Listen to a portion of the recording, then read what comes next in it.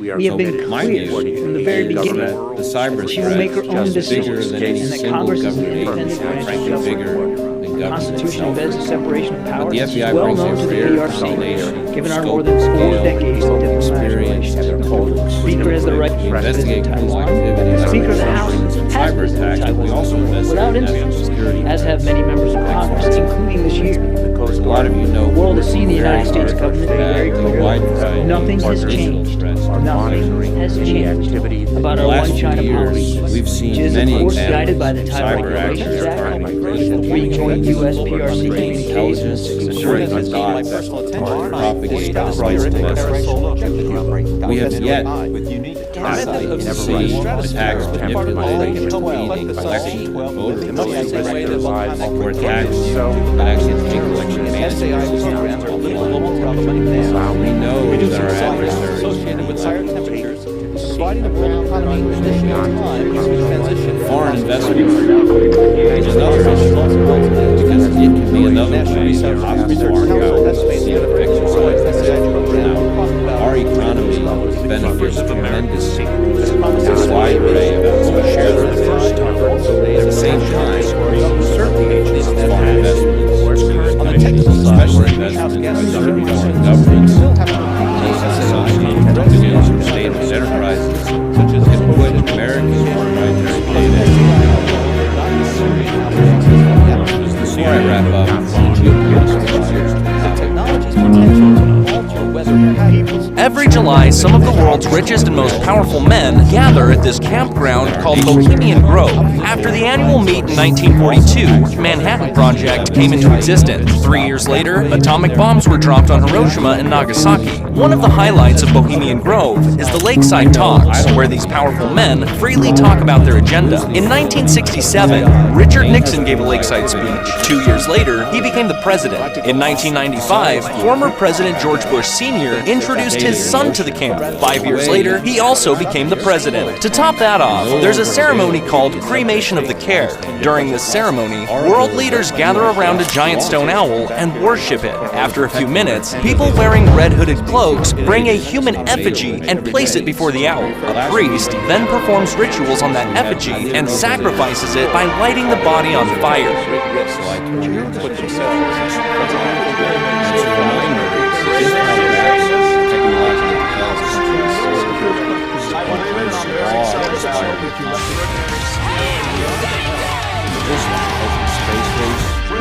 such rapid change.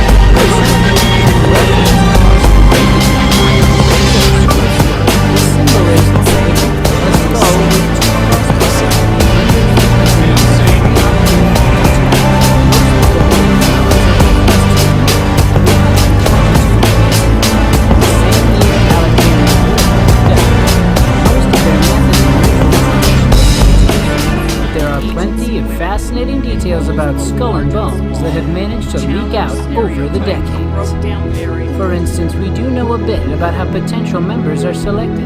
Every school year, 15 well-connected seniors at Yale are invited to join the club. Known members include several former presidents, politicians, and business leaders. Now with newly minted members, the Bonesmen begin meeting twice a week for the rest of the school year. They meet on campus in an ornate windowless room called the Tomb to discuss, well, who knows. There are those who believe Skull and Bones is more than just a fancy fraternity.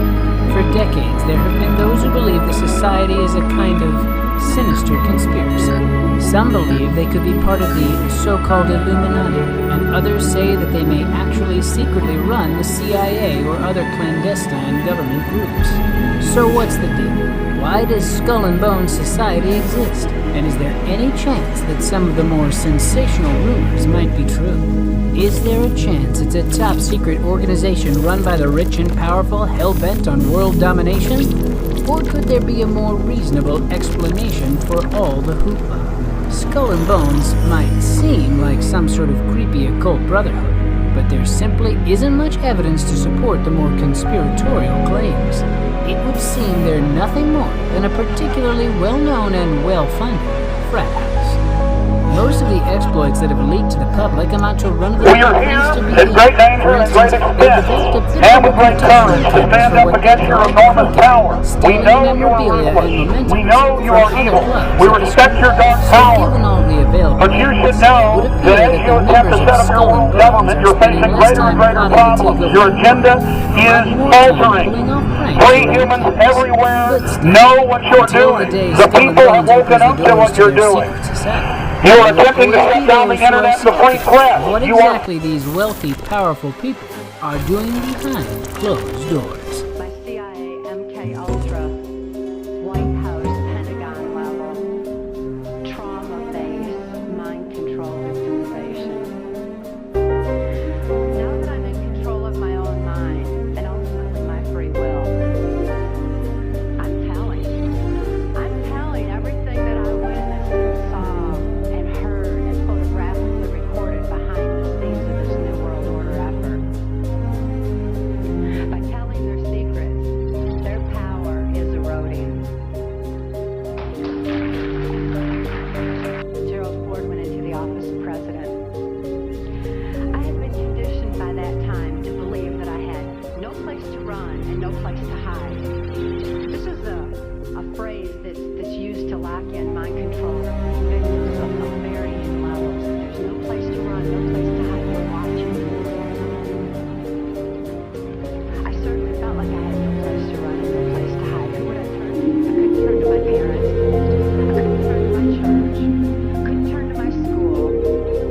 Couldn't turn to the local politicians. And now I couldn't even turn to the president of the United States. I truly felt locked in to exactly what I wanted, total control of my mind. Of course, since then, I've learned otherwise. And Mark, that's the part of all this programming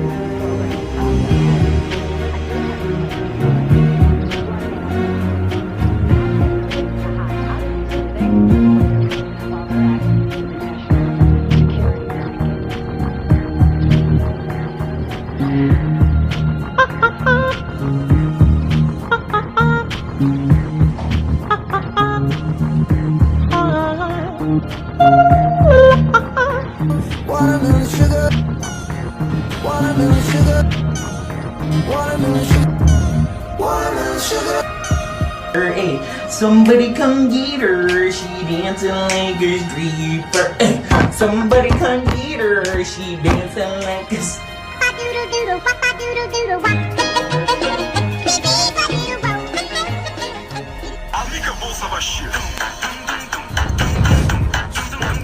Going somewhere, buddy?